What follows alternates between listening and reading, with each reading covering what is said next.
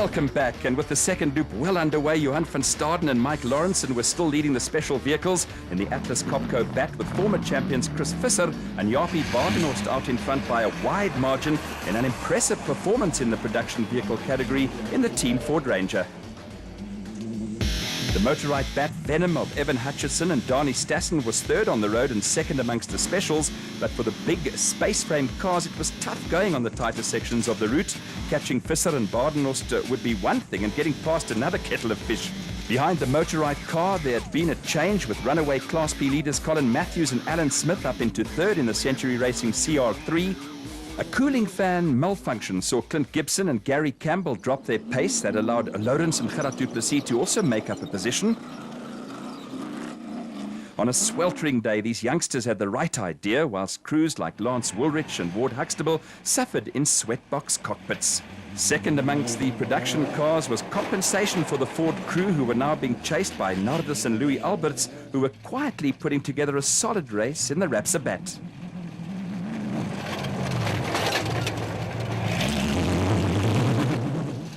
There was another solid performance from Mark Corbett and Julian Hardy in the Century Racing FGT, whilst Terence Marsh and George Smallberger were now in a podium position that at the start of the day looked to be a little out of reach of the Regent Racing Nissan Navara, and the pair were not taking any unnecessary risks. Marsh and Smallberger were still being harried by Quinton and Kali Soulvalt in the Elegant Fuel bat, whilst Christian Deploy and Henk Janse van Vieren had also made impressive progress in the RFS BMW X3. After a disappointing prologue, the Pretoria youngsters started 11th in the production vehicle category and had moved up into 4th place. The RFS BMW was running ahead of the Team Castrol Toyota Hilux of a subdued Duncan Voss and Rob Howie, who had moved from 10th at the start to 5th place. Forced to slacken the pace by a cooling problem, the unfortunate KZN crew of Clint Gibson and Gary Campbell had dropped down the special vehicle pecking order in the Gibson Racing Porter, while Nick and Ryan Harper were gradually getting to grips with the four-wheel drive motorite Revo run last year by Evan Hutchison and Dani Stassen. It was also a learning curve for Marius and Yolinda Fourie in their first Class A outing, whilst Gremlins had also seen brothers David and Gary White fall off the pace in the Rubicon Racing bat and slip down the field after starting second amongst the special vehicles. A little bushveld glamour is easy on the eye, but matters were far from easy for South African champions Herman and Wichard Soulvalt, whose weekend in the second Elegant Fuel entry had been fraught with problems. They were not alone, and after winning last year's race in the second RFS BMW X3, veterans Hannes Grobler and Henny Testege were amongst those hit by punctures on an unforgiving route that demanded utmost caution from crews. An unscheduled stop for Grobler and Testege, while down in Class D, the demise of Jason Venter and Vincent van Alleman left Cliff Weigelt and Johan Smallberger out in front in the N1 4x4 Toyota Land Cruiser. Further back in Class E, the impressive Dirk Pitter and Koos Claessens were still in control in a Toyota Hilux.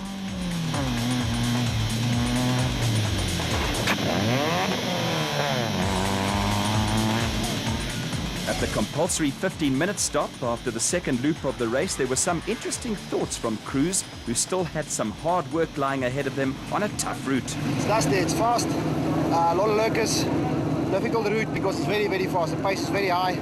You obviously don't want to break the cars. Chris has a big gap ahead, so as I said, unless he makes a mistake, we're not going to catch him without trying to break the car, which we don't want to do. So it's the first race of the season, try to get some good points and see later on in the season. Yeah, we're battling a bit in the dust like everyone else. We're struggling by Quinton Soulvalt. Yeah, the bat's kicking up a lot of dust and Duncan's behind me, so we're going to try and put some pressure on him now on the second loop and see if we can make a mistake so we can get past and maybe catch Terence in front of him. First car on the road wasn't a major advantage on the final loop. There were back markers on the route. Dust was a major problem when it came to overtaking. Special vehicle leaders Johan van Staden and Mike Lawrenson needed only to avoid mistakes to make life impossible for Evan Hutchison and Dani Stassen, while a comfortable lead put Chris Visser and Jaapie Badenhorst in the production vehicle box seats.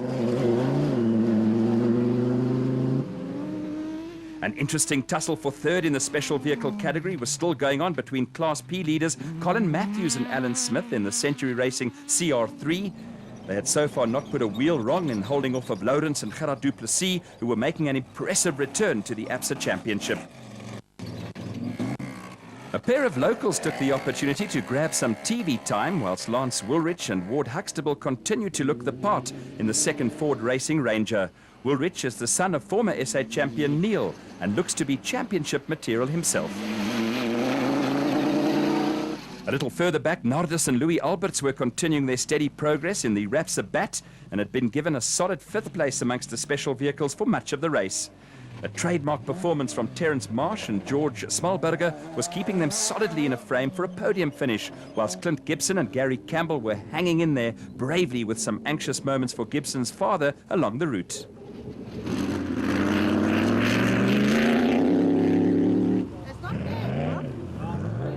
Rookie driver Quinton Sulvart was still finding his feet in the elegant fuel bat, but 7th spot in the special vehicle pecking order was a promising start. Behind the Sulvalts, there was an interesting cameo with the RFS BMW X3 of Christian de Ploy and Henk Janssen van Vieren holding off the Team Castrol Toyota Hilux of Duncan Voss and Rob Howie, who was stymied by the thick dust. Another interesting tussle was being fought out between Nick and Ryan Harper, with dust also aiding them in their little duel with Class B graduates Marius and Linda Foree, who ironically were out in the ex-Harper bat.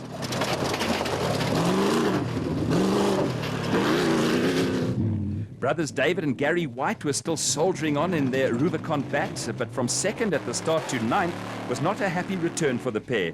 There was also a disappointing start to the season for special vehicle champions Herman and Wichard Sulvalt in the elegant field Porter, and Hannes Grobler and Henny Testega were also probably feeling a little hard done by in the 2nd RFS BMW X3.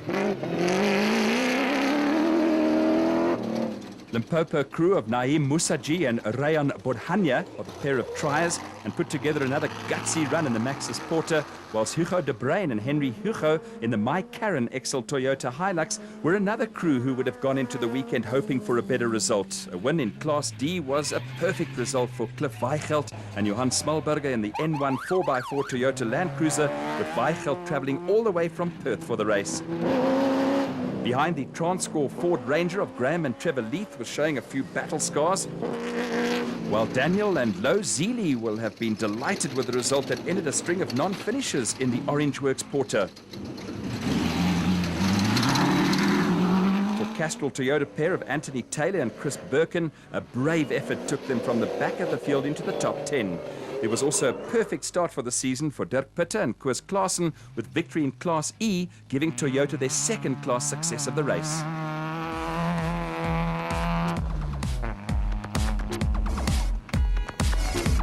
Back at the finish at Tarleton Raceway, there was a vociferous welcome for special vehicle winners Johan van Staden and Mike Lawrenson from Atlas Copco supporters. Evan Hutchison and Darnie Stassen were seconds behind the Atlas Copco crew, with Colin Matthews and Alan Smith taking the final podium position with Class P honours. On the podium, Johan van Staden was almost lost for words.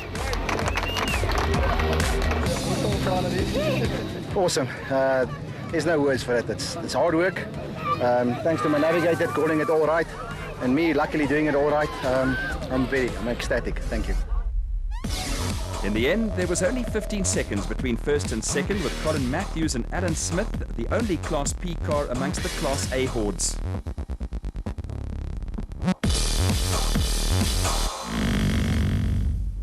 There was also a special welcome at the finish for the Ford Racing crews of Chris Visser and Jaapie Badenhorst and Lance Woolrich and Ward Huxtable, who scored the team's first ever ABSA Championship 1-2 result. It was the perfect start to the season, and an exuberant Woolrich and Huxtable finished with a flourish. While Ford celebrated their success, there was a far more sedate end to the race from Terence Marsh and George Schmalberger, who also did a great job in the Regent Racing Nissan Navara. Yeah, yes, they were unbelievable. I couldn't ask for anything better. Thank you, Jaapie, for keeping us on the road, and I must say, well done. The Ford guys, all the Ford guys, yes, we gave them a beautiful car. Yes, we never got out the car today and yesterday, so yes, we just tried to stay out of trouble.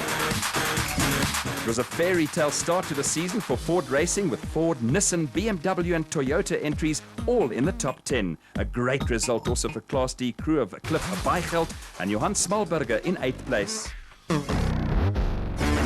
Next week on Inside Off-Road, we let you take a peek behind the scenes of this exciting sport. Don't miss Inside Off-Road only on Supersport, your world of champions.